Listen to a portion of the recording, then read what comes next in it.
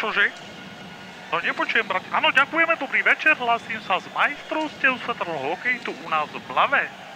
Na ľadovú plochu nastupujú najsám rozhodcovia. Hlavným rozhodčím je Šved Eriksson, čárovi je Larsson a Klaxon.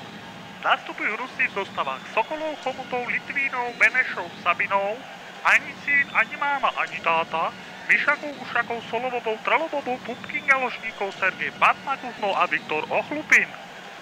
Nastupuje Kanada s javorolistom na prsiach v zostavách Peter Šťastný, Marian Šťastný, Anton Šťastný, Nový, Dvořák, Klíma, Pivonka, Crha, Jágr a Hrdina. Ten je tam ošev legálne, takže ja prepájam naspäť do Prahy.